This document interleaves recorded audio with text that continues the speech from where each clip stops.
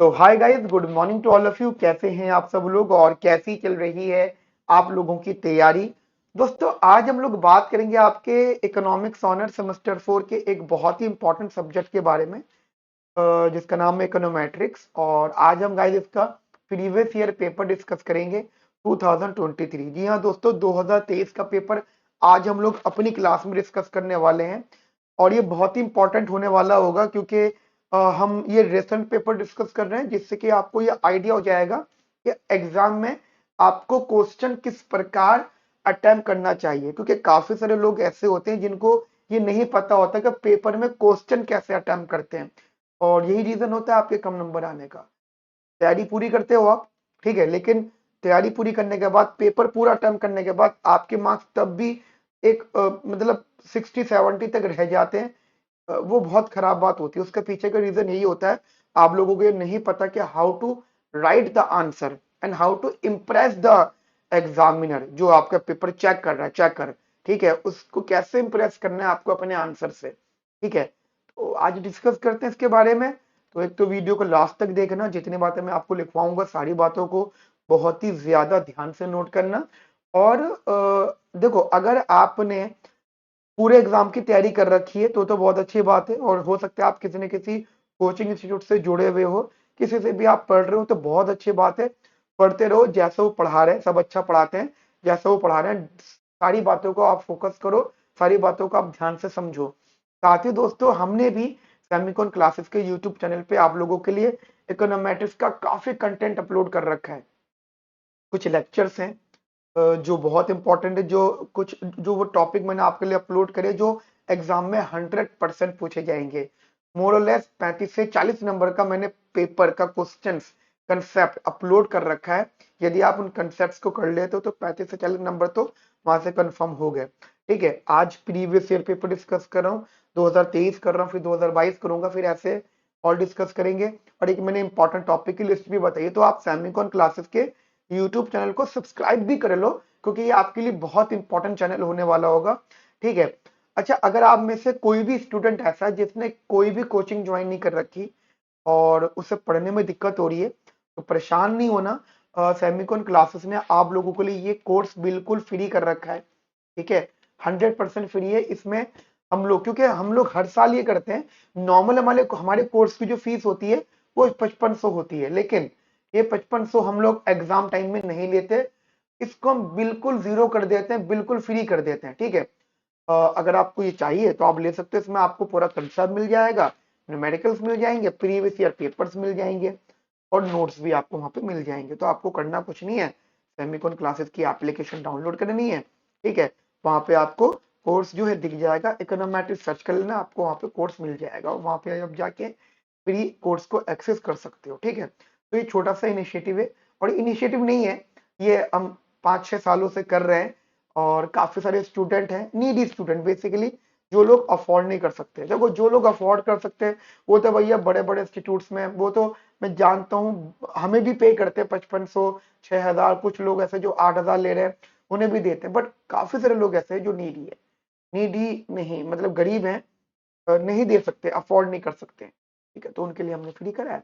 तो मैं चाहूंगा कि वीडियो को आप शेयर भी करो, जिससे कि काफी लोगों तक हमारा ये मैसेज पहुंचे। ठीक है, तो जल्दी से शुरू करते हैं, लेट्स बिगिन। ठीक है, अब जरा ध्यान से देखना बेटा यहाँ पे। अच्छा, एक चीज और ध्यान रखना बेटा, आपको कॉपी पेन निकाल के बैठना है, एक एक बात मेरी ध्यान से नोट करनी है। कोई भी सिंगल इंफॉर्मेशन आपसे छूटनी नहीं चाहिए। ठीक है, शुरू करें। चलो जल्दी से ध्यान से देखना, ये पेपर आपके सामने है, मैं आपके साथ डिस्कस करूंगा। अच्छा, एक चीज और वेरी इंपॉर्टेंट, ये तो आपका 75 मार्क्स का पेपर है, बट अब जो पेपर में आएगा आपका वो 90 मार्क्स का पेपर होगा। सिलेबस सेम है, पिछले साल वाला भी इस साल वाला भी, कोई फर्क नहीं है। ठीक है, थोड़े बहुत चेंजेस है, वो माइनर से चेंजेस हैं। पेपर का पैटर्न बदला, बट क्वेश्चन नहीं बदलेंगे, क्वेश्चन वही रहेंगे जो हमेशा से आए हुए हैं। ठीक है, तो हो सकता है कि वेटेज बदल जाए, नंबर ऑफ क्वेश्चंस का बदलाव हो, बट आप डोंट वरी, आप ना सिर्फ क्वेश्चंस पे फोकस करो। ठीक है, चलो जल्दी से हम लोग यहाँ पे क्वेश्चन डिस्कस कर रहे हैं। आपसे बेटा यहाँ पे क्वेश्चन पे फोकस करना। क्वेश्चन नंबर 1 अपने पास क्या है, कहते हैं state whether the following statements are true और फॉल्स। ठीक है जी, ट्रू और फॉल्स, और give reasons for your answer. एक बात ध्यान रखना, पेपर में अगर आपके ट्रू और फॉल्स आते हैं तो आपको रीजन देना पड़ेगा सही है गलत का। ठीक है, ये पहला क्वेश्चन डिस्कस करते हैं हम लोग फर्स्ट पार्ट। अच्छा अभी फिलहाल इस पे फोकस मत करना, ठीक है, फिलहाल इस पे फोकस मत करना। ये क्योंकि मैंने एक बच्चे से मांगा था ये, एक बच्चे ने शायद भेजा, उसने जहाँ से लिया होगा, ये शायद उनका एडिटिंग है उसमें। ठीक है, कोई बात नहीं, आप इस पे ध्यान मत देना, आप मैं जो करा रहा हूँ उसको पढ़ना ध्यान से। ठीक है, पढ़े। कहते हैं फर्स्ट पार्ट में, कहते हैं consider a simple regression model estimated using OLS. ठीक है, it is known that the it is known that the it is known that the explained sum of squares यानी ESS 75% higher than the residual sum of square यानी RSS. अब concept समझो, वो ये कह रहे हैं यहाँ पे कि जो अपना ईएसएस है ना, वो आरएसएस से 75% ज्यादा, मतलब मान लो आरएसएस है समथिंग है, उसमें 75% आरएसएस और ऐड कर दो, यानी you have to add 75% more RSS. यानी अगर ये आरएसएस 100 है तो 75 ऑफ आरएसएस और ऐड कर दो। ठीक है, मतलब ये मैं आपसे बोल रहा हूँ, राइट, मेरी बात समझ में आ गई आपको। तो अगर आप जनरली अगर आप इसको रख लेते हो तो ये हो गया आपका 1.75 आरएसएस। ठीक है, अब वो उनका मानना है, अभी मैंने क्वेश्चन शुरू नहीं करा, मैं आपको समझा रहा हूँ। उनका मानना ये कि this implies that more than 75% of the total variation in the dependent variable. ठीक है, डिपेंडेंट वेरिएबल जो मतलब वो कह रहे हैं it is more then implies that more than 75% of the total variation in the dependent variable. Dependent variable मतलब y। ठीक है, टीएसएस की बात हम लोग यहाँ पे कर रहे हैं, is explained by the variation in explanatory variable, यानी x वाली वैल्यू से चेंज होके आ रहा है। इसका मतलब मैं अगर आपको आसान भाषा में बता दूं ना, इसका मतलब ना उन्होंने आपसे आर स्क्वायर पूछा है, और उनका मानना ये कि जो आर स्क्वायर है ना वो 0.75, मतलब क्योंकि उन्होंने बोला 75% ऑफ द टोटल वेरिएशन का 75%, ठीक है, वो उससे ज्यादा होगा। अब आप सुनो सुनो, लिखने का तरीका जनरली क्या होता है, 75% of the total variation in the dependent variable is explained by the variation in the explanatory variable. मतलब आप आर स्क्वायर की बात कर रहे हैं, आप यहाँ पे आर स्क्वायर निकाल दो और भी देखो कि आर स्क्वायर की वैल्यू क्या है। अब अगर आर स्क्वायर की वैल्यू यहाँ पे 75% से ज्यादा आ रही है तो ये स्टेटमेंट ट्रू हो जाएगी। मैंने बोला अगर ज्यादा आ रही है, अदरवाइज ये फॉल्स हो जाएगी। समझ में आई इतनी बात मेरी आपको? एक काम करते हैं, सॉल्व करते हैं। ठीक है, ठीक है, अब जरा क्वेश्चन नंबर 1 देखिएगा।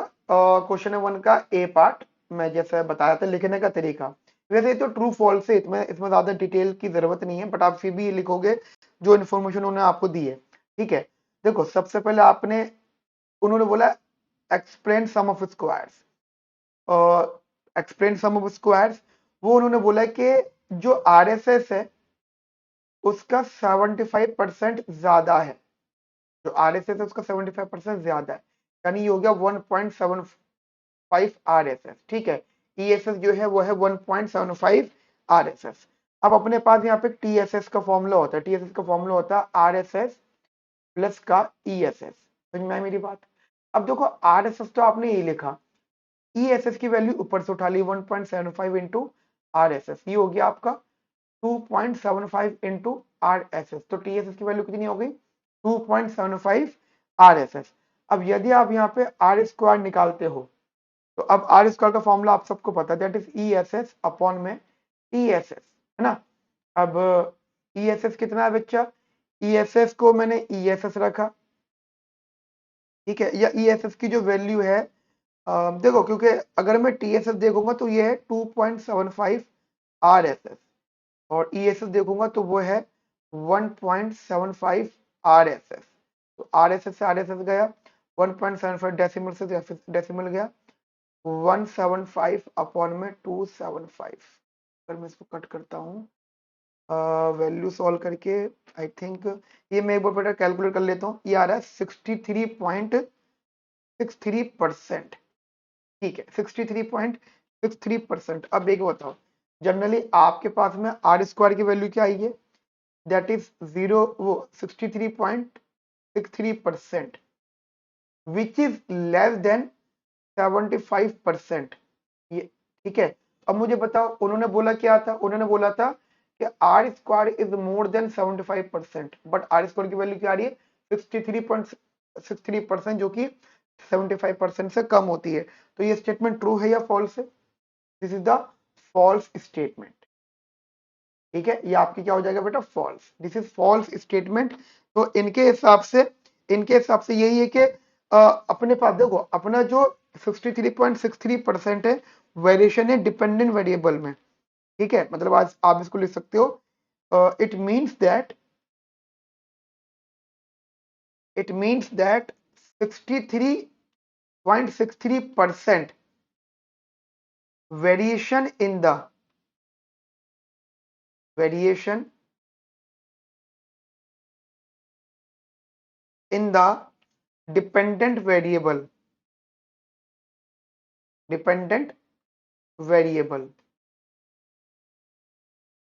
is explained by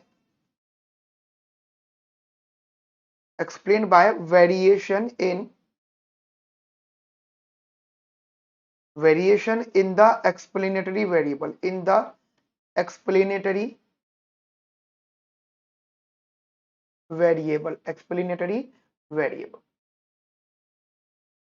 ठीक है, इतनी बात समझ में आ गई मेरी आपको? तो ये बेटा आपका फर्स्ट पार्ट है। अपन लोगों ने यहाँ पे फर्स्ट पार्ट डिस्कस कर लिया। तो अब हम देखते हैं इसका सेकंड पार्ट। मेरा सेकंड पार्ट आप ध्यान से देखना। सेकंड पार्ट कहते हैं, इसको पहले मैं हटा देता हूँ ये एक्स्ट्रा चीजों को।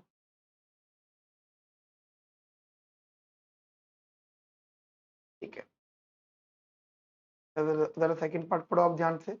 कहते हैं in a simple regression model estimated using OLS the residual e are such that e bar equals to 0 and e bar square is also equals to 0। तो जो हम ओएलएस से जो अपने सिंपल रिग्रेशन मॉडल निकालते हैं, तो वहां पे जो रेसिडुअल टर्म होता है उसका जो मीन होता है वो 0 होता है, और मीन का जो स्क्वायर होता है वो भी 0 होता है। ये कह रहा है ये ट्रू है या फॉल्स है। ठीक है, इसको एक काम करते हैं, सीधा सिंपली सॉल्व करते हैं। ठीक है, ठीक है, चलिए बी पार्ट देखते हैं अपन लोग यहाँ पे। बी पार्ट देखो, एक काम करते हैं, जैसे हम हमारे पास एक सिंपल रिग्रेशन मॉडल है y is equals to b1 plus का b2 एक्स आई प्लस का e। आई लगा दो अब यहाँ पे, y i x i e। ठीक है, ये आपका जो है सिंपल रिग्रेशन फंक्शन है। ठीक है, सिंपल रिग्रेशन फंक्शन ऐसा, ये आपका सैंपल भी है। ठीक है, रिग्रेशन फंक्शन। ठीक है, अब अपने पास जो आप पहले उन्होंने बोला, एक तो e bar 0 and e bar square equals to 0। तो इसको हम प्रूव करते हैं। अब ट्रू फॉल्स है तो बेटा प्रूफ करने के बाद पता चलेगा। तो लेट्स प्रूव। अपन लोगों ने बोला कि जैसे ई बार होता है, अब ई बार का फॉर्मूला क्या होता है? ई बार का फॉर्मूला होता है that is the summation of E I upon में एन। ये तो फॉर्मूला होता है। और अगर आपको जस्ट मैंने जो सिखाया आपको, तो आप भी कह सकते हो कि ई आई का फॉर्मूला होता है वाई आई माइनस का वाई हैट आई अपॉन में एन।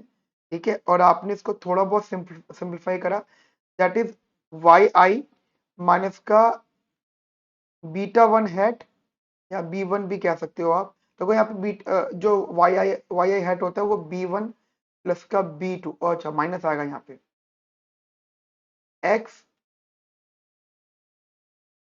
माइनस, मतलब इतना ही टर्म आया यहाँ पे। ठीक है, आप इसको चाहो तो beta one head beta two head भी कह सकते हो अपॉन में एन। ठीक है, अब आपने क्या करा, इसका थोड़ा सा समेशन लगा दिया, समेशन वाई आई माइनस का समेशन बी वन माइनस का summation b two x upon में एन। ठीक है, अब इसको थोड़ा बहुत सिंप्लीफाई करा आपने, देखो समेशन वाई आई तो यही रहेगा, ये हो जाएगा एन बी वन, और ये हो जाएगा माइनस का बी टू समेशन एक्स, और ये वैल्यू आ गई अपने पास में एन। अब सबको अलग अलग कर दो। ठीक है ना बेटा, जनरली आप चाहो तो सबको अलग अलग कर सकते हो।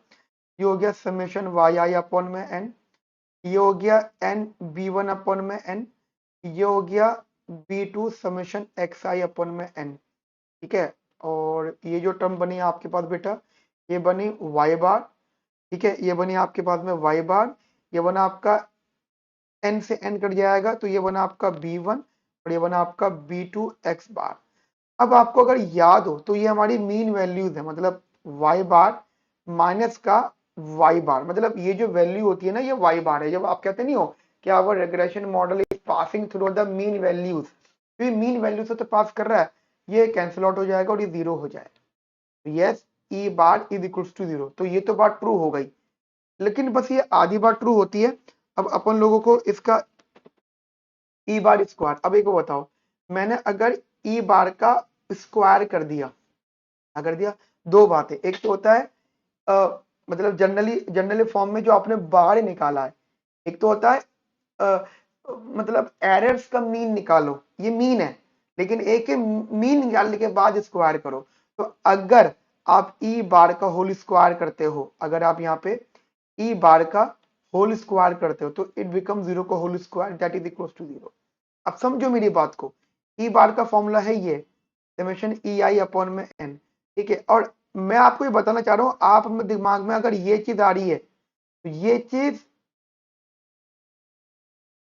नहीं होती, दिमाग में रखना, मतलब ये चीज इसके बराबर नहीं होती, तो ये दिमाग में रखना। ये फर्स्ट टाइम कुछ बच्चों के दिमाग में आ सकता है। तो ई बार का स्क्वायर का मतलब होगा जो आपने एरर टर्म का मीन निकाला है उसका होल स्क्वायर कर दो, ठीक है। उस हिसाब से ये भी ट्रू है, ये हो गया, ठीक है। और अगर आपको एक्सप्लेन बताना है तो ध्यान रखना, जब हम लोग ओएलएस सॉल्व करते हैं ना, तो ओएलएस सॉल्व करते हुए ई बार जीरो होगा, ये प्रॉपर्टी होती है, ठीक है। ये अपनी प्रॉपर्टी होती है ओएलएस की, सबसे इंपॉर्टेंट प्रॉपर्टी होती है कि एरर का जो मीन होगा वो जीरो होगा। क्लियर है मेरी बात? आपको आगे बढ़े, ठीक है। अब इसका हम सी पार्ट देखते हैं, थर्ड पार्ट देखते हैं इसका, बेटा जरा ध्यान से देखना। थर्ड पार्ट दे रखा है इसमें क्या, that is the OLS estimate of the slope coefficient of regressing y on x is same as that of regressing x on y। अच्छा जी, कहते हैं जी जो स्लोप कॉफिशिएंट है वो सेम होगा, चाहे मॉडल x on y हो या मॉडल y on x हो। तो बात गलत ही लग रही देखते हुए, है ना, ये फॉल्स है, बट ऐसे फॉल्स बताना सही नहीं रहेगा, इसको मैं डिटेल में आपको समझाता हूँ। वैसे भी आपको पढ़ते गलत लग गई होगी ये, लेकिन मैं आपको बताता हूँ डिटेल में ये, ठीक है। अब इसका सी पार्ट यहाँ से देख लेते हैं अपन लोग। तो ये तो बड़ी अजीब सी बात है, देखो अगर आप रिग्रेशन मॉडल निकालो, अगर आप जनरली रिग्रेशन मॉडल है that is y on x, वो तो ये हो गया ना आपका y is equals to b one plus का बी टू एक्स। और अगर है ना, और अगर आप इसका स्लोप कॉफिशिएंट निकालते हो तो स्लोप कॉफिशिएंट क्या होगा उसका, स्लोप कोफिशिएंट होगा आपका that is b y on x, b y on x is equals to, लिखने का तरीका बता देता हूँ, summation of x i minus का एक्स बार का स्क्वायर, ठीक नहीं, स्क्वायर नहीं, summation of x x i minus का x bar into y i minus का वाई बार, और अपॉन में समेशन एक्स आई माइनस का एक्स बार का होल स्क्वायर, ठीक है। चलो ऐसे ही अगर आप निकालो यहाँ पे regression model x on y, ठीक है, तो उसके हिसाब से y की, इसके हिसाब से x इज इक्वल टू आ जाएगा यहाँ पे, x is equals to b1 plus का b2, है ना, और y। लिखने का तरीका, अगर आप यहाँ पे स्लोप कोफिशिएंट निकालते हो इसका, स्लोप कोफिशिएंट, तो वो कितना होगा बेटा बी एक्स वाई, ठीक है। लिखने का तरीका फॉर्मूला एक्स आई माइनस का x bar, Y i minus का वाई बार, और अपॉन में समेशन, और यहाँ पे y है तो वाई आई माइनस का वाई बार का square.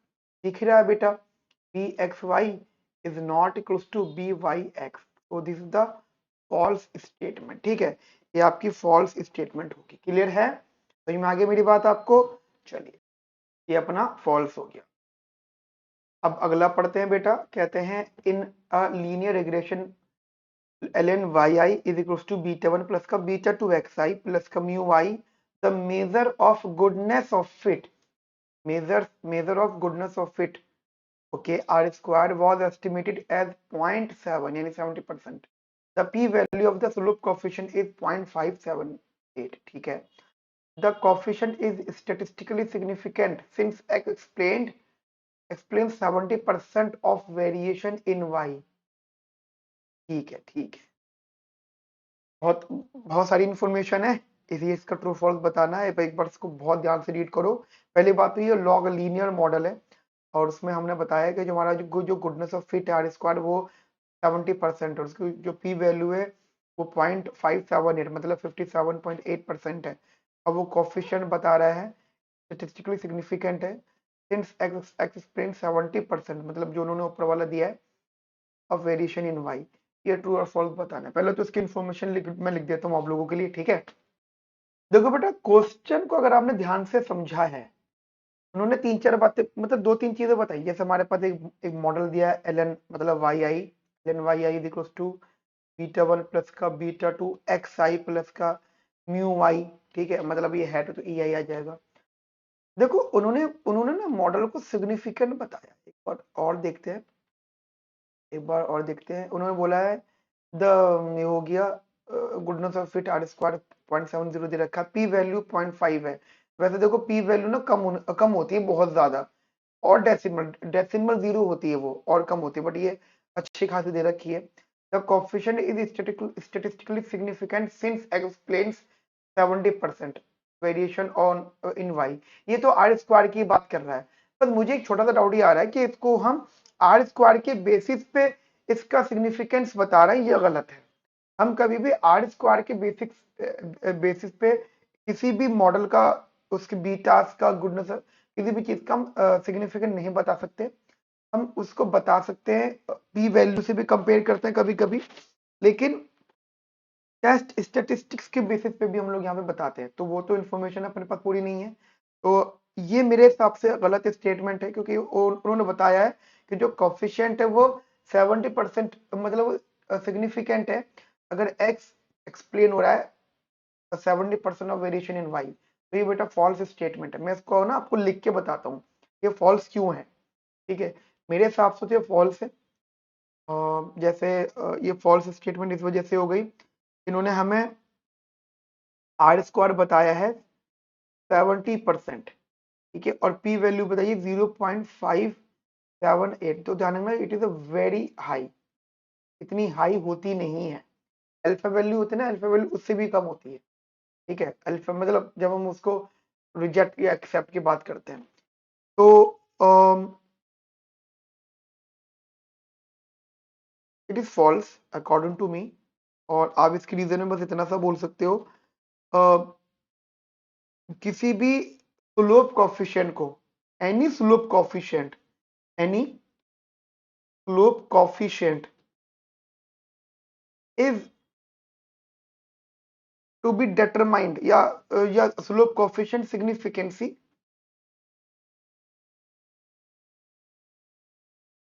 is determined on the basis of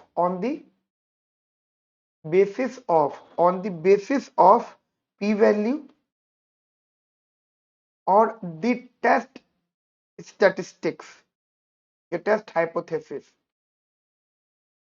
ठीक है जी। तो ये इसके बेसिस पे निकाला जाता है। अच्छा ये हाई है तो ध्यान रखना दिस इज नो डाउट ये इनसिग्निफिकेंट है, क्योंकि हम इस चीज पे नहीं बता सकते। तो मेरे हिसाब से ये स्टेटमेंट फॉल्स रहेगी। थोड़ा सा अटपटा पार्ट है लेकिन इजी हो जाएगा, ठीक है। अगला पार्ट करें।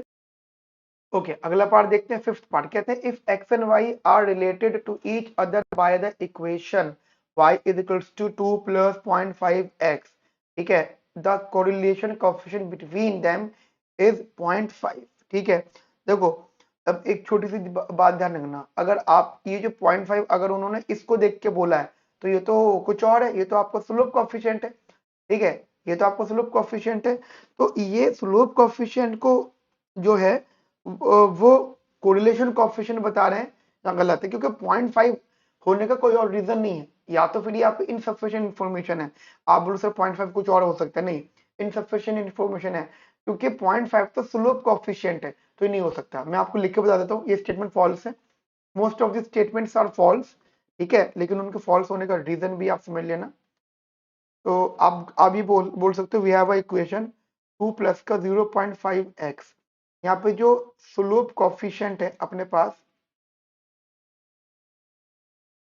इज 0.5, ठीक है। But according to question, according to question it is correlation coefficient, है ना, correlation coefficient, so it is false. बताओ बात समझ में आ गई मेरी आपको? तो अपने हम लोगों ने कहा ये 5 पार्ट्स कर लिए यहाँ पे, ठीक है। हम लोगों ने 5 पार्ट्स कर लिए, अब हम लोग आगे बढ़ेंगे अगले क्वेश्चन, अगले पार्ट की तरफ।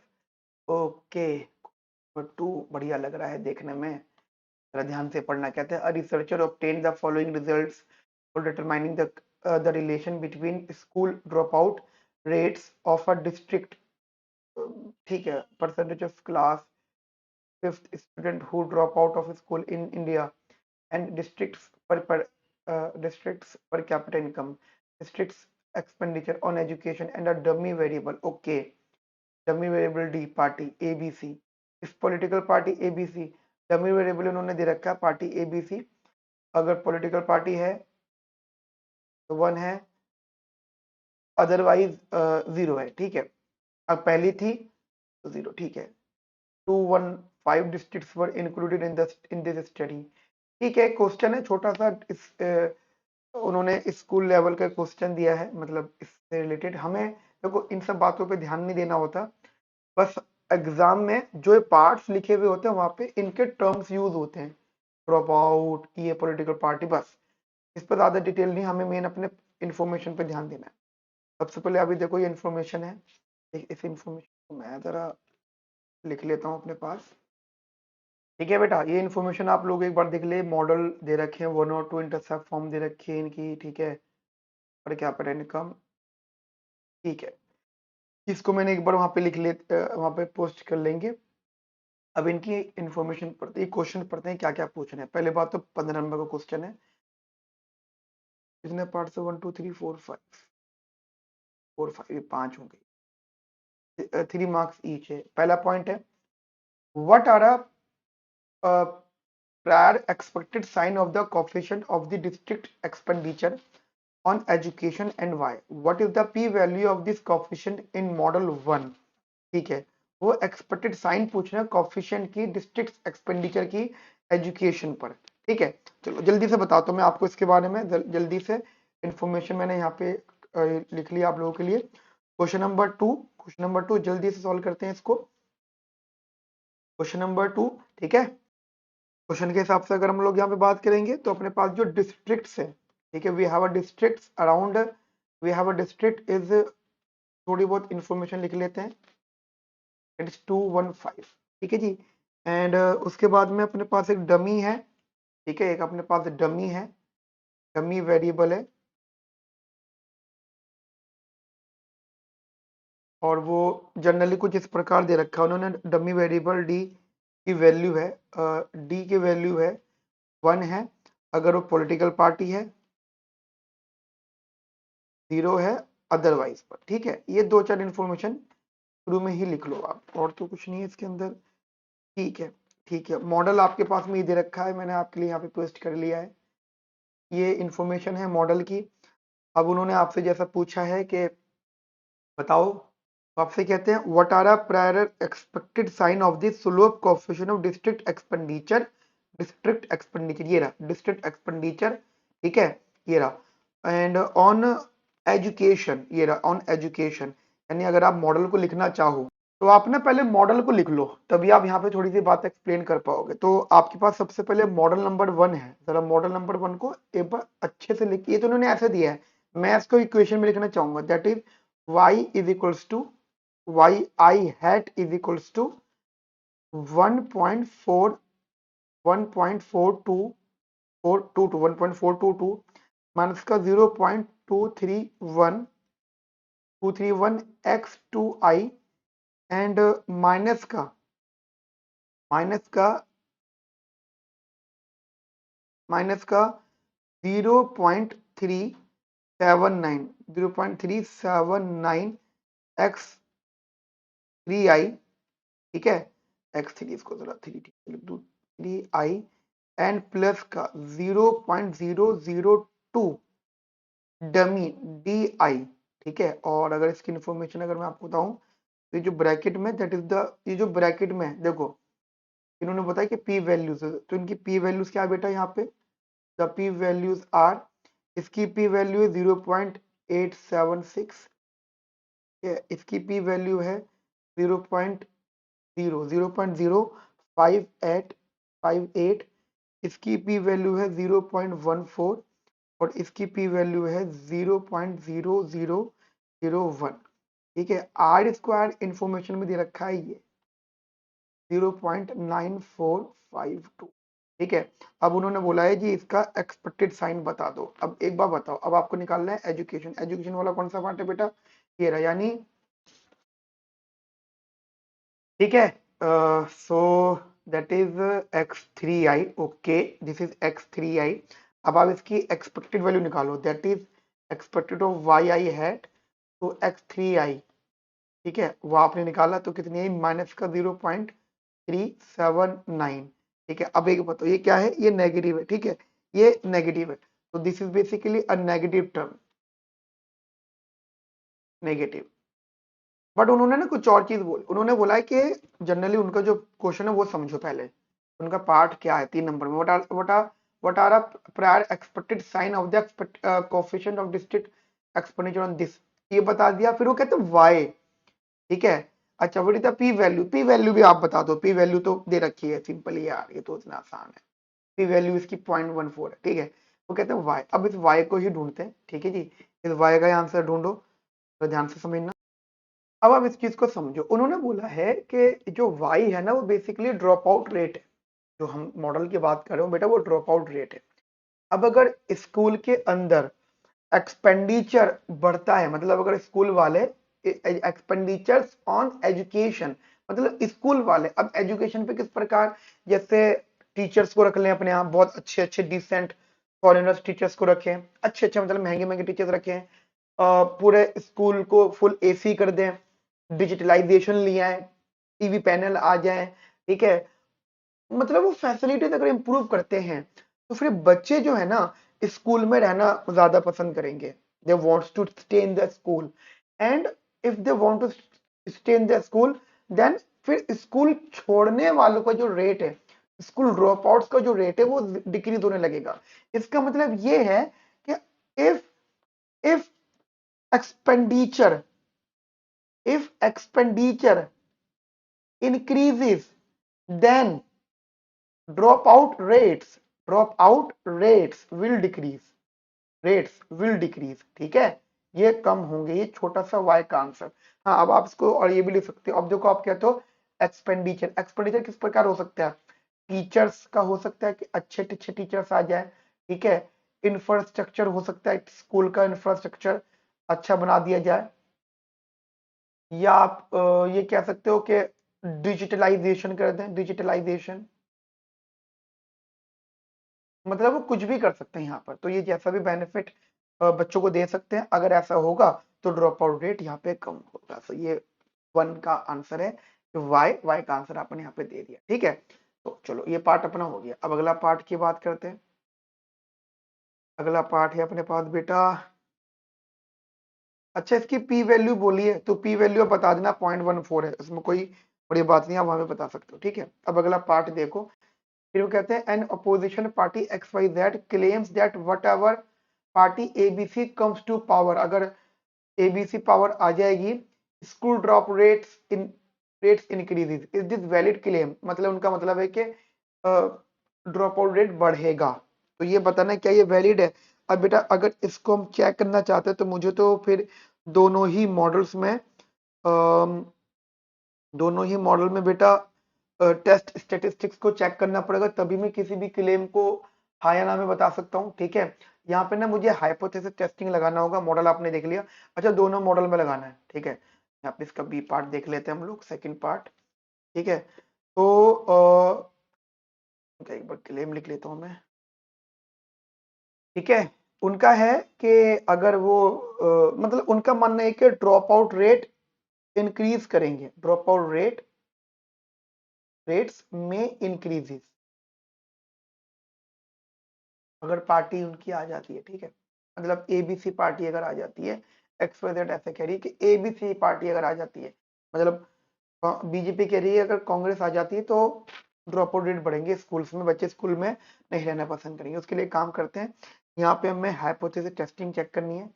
हाइपोथेसिस बेसिकली हमें यहाँ पे we confirm answer after using the test statistics, ठीक है। तो करके देखते हैं अपन लोग यहाँ पे। पहले मैं यहाँ पे एक बार मॉडल नंबर 1, वैसे तो मैंने ऊपर लिख लिया था, एक बार दोबारा लिख लेता हूँ, आइडिया रहेगा आपको। मॉडल 1 था अपने पास में Y I hat is equals to 1.422 minus का 0.231 एक्स टू वाई माइनस का 0.378 एक्स थ्री प्लस का 0.002 टी आई, ठीक है। और अपने पास जो पी वैल्यू है वो ये दे रखी है, पी वैल्यू दैट इज 0.876 और ये दे रखी है 0.058, ये दे रखी है 0.14 और ये दे रखी है 0.0001, और इसका जो आर स्क्वायर दे रखा है अपने पास, वैसे तो दोनों का कंबाइंड सेम ही दे रखा है, नहीं नहीं अलग अलग दे रखा है, 0.9452, ठीक है ना बेटा।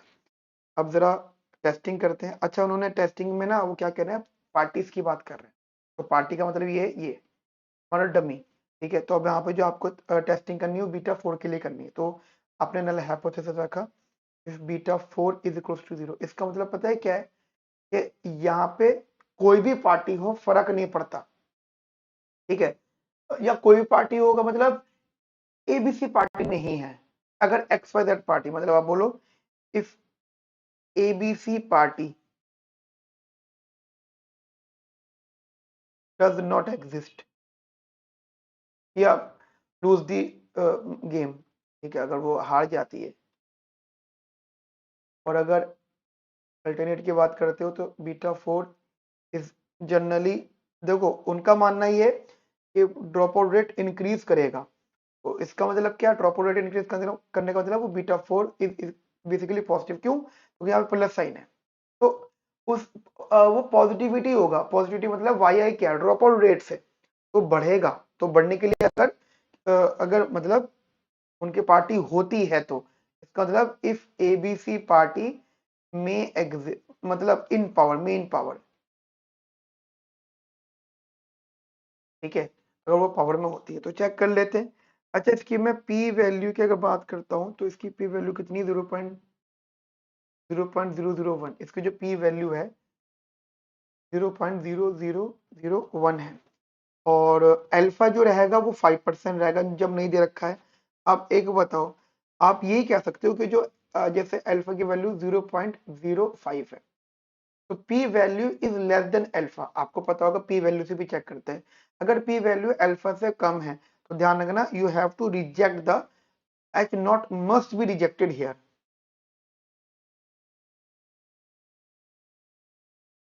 ठीक है, वो रिजेक्ट हो जाएगा, ठीक है, ये रिजेक्ट हो जाएगा। इसका मतलब क्या होगा कि जो क्लेम है, अब एच नॉट रिजेक्ट क्या हो जाएगा, एच नॉट रिजेक्ट होने का मतलब क्या, यदि एबीसी पार्टी पावर में रहती है तो ड्रॉप आउट रेट बढ़ेगा, क्योंकि प्लस प्लस उसका कोफिशिएंट है, तो उनका जो क्लेम है, क्लेम इज ट्रू हियर। बताओ कोई दिक्कत, इजी, ठीक है ना। ये जरा इसको ध्यान से देखना, थोड़ा सा मैं आराम से करवा रहा हूँ, अच्छे से आप समझो चीजों को।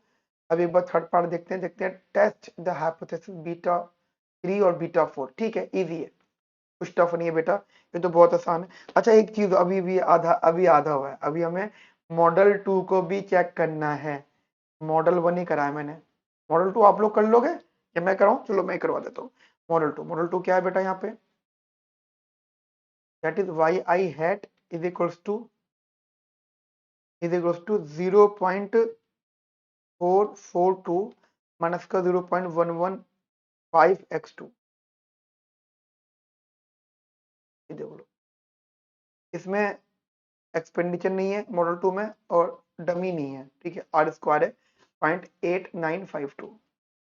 ठीक है, आर स्क्वायर दे रखा। अच्छा, पी वैल्यू भी लिख देता हूँ मैं यहाँ पे। इसकी पी वैल्यू दे रखी है 0.561 और दे रखी है 0.045 और पी वैल्यू दे रखी है इसकी वो आर स्क्वायर वैल्यू दे रखी है इसकी 0.8952 0.8952। ठीक है, ये वैल्यू अपने पास इन्होंने दे रखी है। तो बताओ जी, एक बात बताओ, क्या इस मॉडल में डमी इंक्लूडेड है? यस और नो? आप कह सकते हो इन दिस मॉडल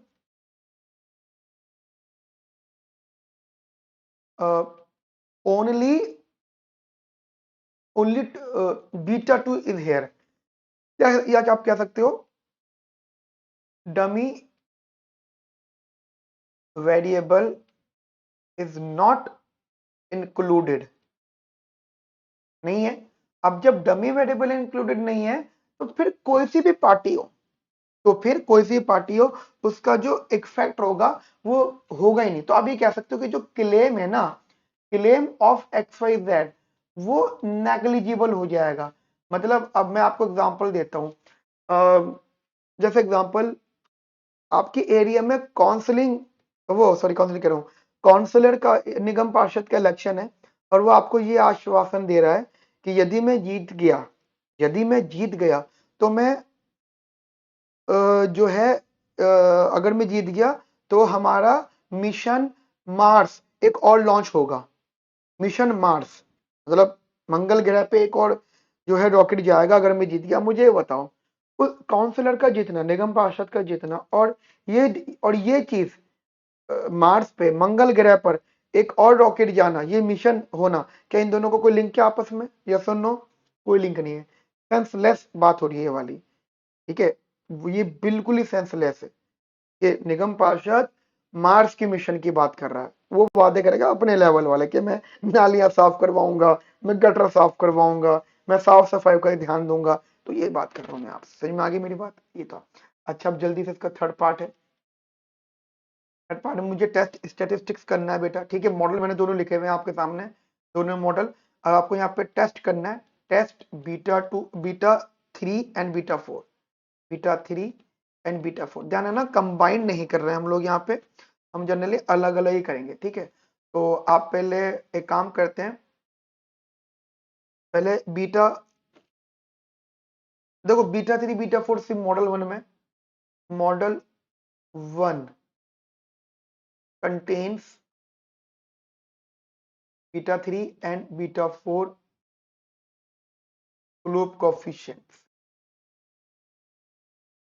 तो आपने रख लिया यहाँ पे। सबसे पहले आप टेस्ट करोगे बीटा 3 को, रखा आपने 0 के बराबर। और ठीक है बेटा, तो इसको भी जल्दी से देख लेते हैं। अब एक बार बताओ, अल्टरनेटिव में बीटा 3 है, अब इसका साइन क्या था? मैंने यहाँ पे लिखा था ना, ये इधर लिखा था बीटा 3 ये साइन इसका नेगेटिव है ना, बीटा 3 का नेगेटिव है। तो मैं इसकी टेस्टिंग करते हुए इस पे देखो, जब नहीं दे रखा होता फिर इन सब चीजों को देखते हैं। तो मैं यहाँ पे इसको नेगेटिव ही चेक करूंगा। अब मुझे एक बात बताओ बेटा, अब इसकी पी वैल्यू कितनी थी? इसकी पी वैल्यू है 0.14। ठीक है, और हम चेक किस पे करेंगे? 5% पे, यानी 0.05 पे चेक करेंगे इसको। तो पी वैल्यू 0.14, इसकी वैल्यू पॉइंट, तो P value is more then alpha. और जब पी वैल्यू अल्फा से ज्यादा होती है, जब देखो मैंने अभी आपको यहाँ पे क्या बताया, अगर आपने यहाँ पे ध्यान से देखी हो मेरी बात, यहाँ पे हमने क्या बात करी थी कि अगर पी वैल्यू अल्फा से कम होती है तो एच नॉट रिजेक्ट होता है, और जब पी वैल्यू एच अल्फा से ज्यादा होती है तो एच नॉट एक्सेप्ट होता है, एच नॉट इज एक्सेप्टेड। ठीक है, एच नॉट क्या होगी बेटा? आपकी एक्सेप्ट होगी। क्लियर होगी मेरी बात आपको? एक्सेप्ट होने का मतलब कि बीटा 2 0 होगा, इसका मतलब यही हो गया। अगर आपको मैं ये बता दूं, इसका मतलब ये हो गया बीटा 2, गवर्नमेंट या स्कूल कितना भी खर्च करे एजुकेशन पे, इससे कोई फर्क नहीं पड़ेगा, ड्रॉप आउट रेट बढ़ेगा ही बढ़ेगा। मतलब यहाँ पे मॉडल 2 इंपॉर्टेंस आएगी। ठीक है, ऐसे अगर मैं आपको यहाँ पे बीटा 4 चेक करवाऊं 0, और अल्टरनेटिव में बीटा 4 का साइन क्या है यहाँ पे?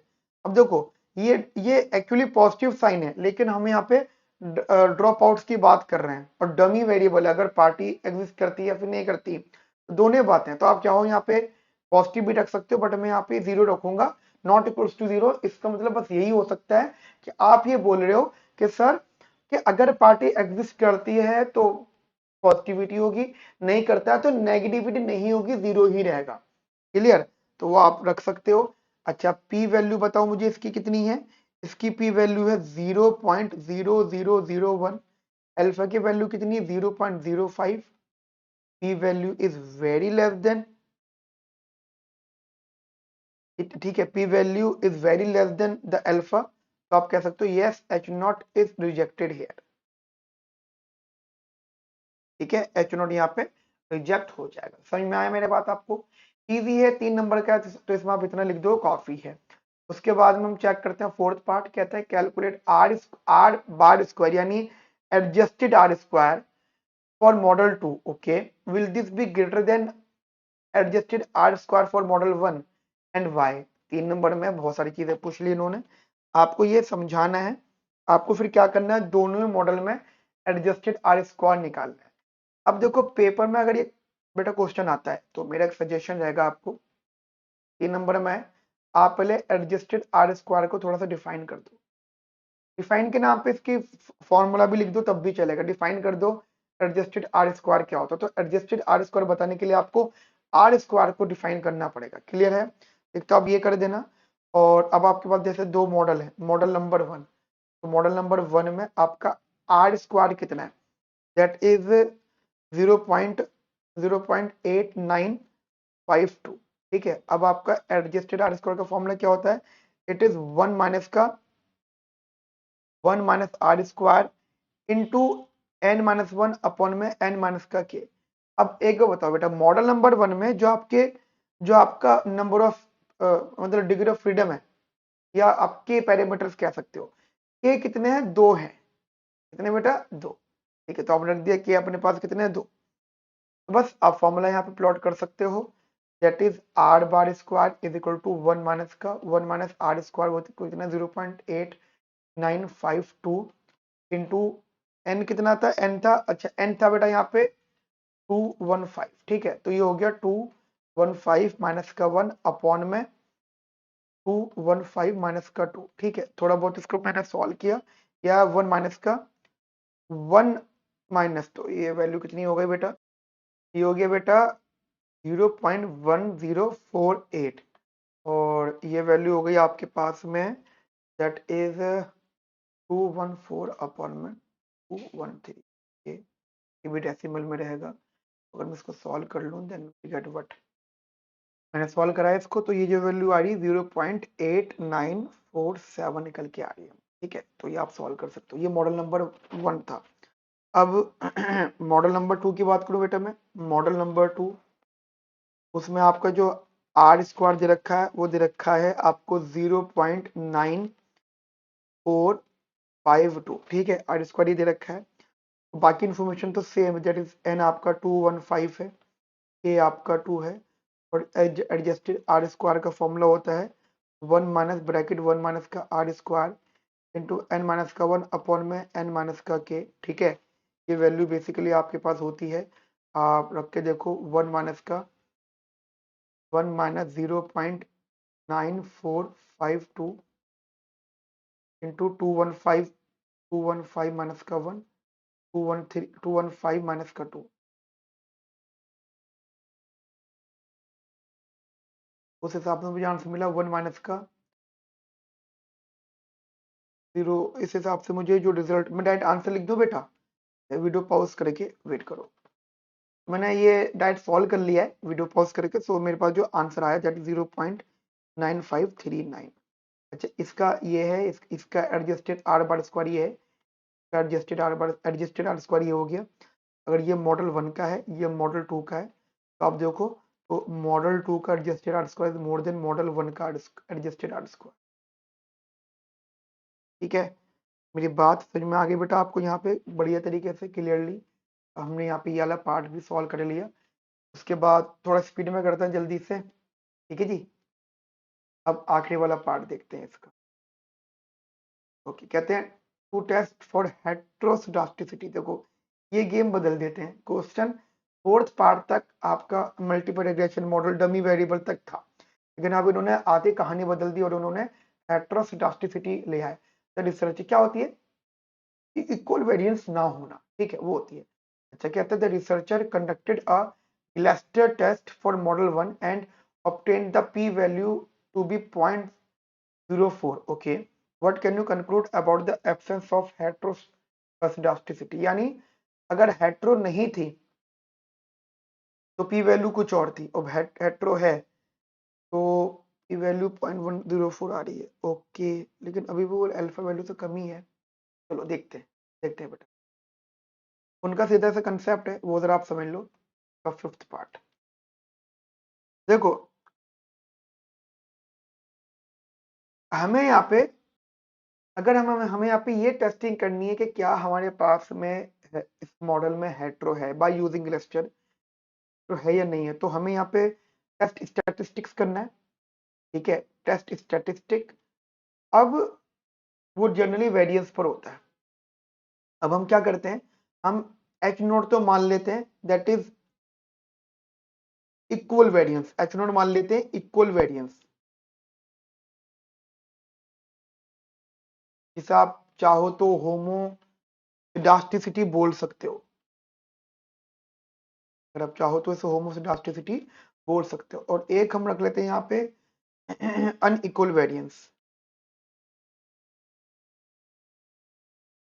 ये आपकी हेट्रोस्डास्टिसिटी। ठीक है बेटा, ये आप यहाँ पे इसको रख सकते हो। आपको पी वैल्यू इसके हिसाब से 0.04 दे रखी है, यही है ना, चेक कर लो सब गलती ना हो जाए। 0.04 उन्होंने बोला टू टेस्ट फॉर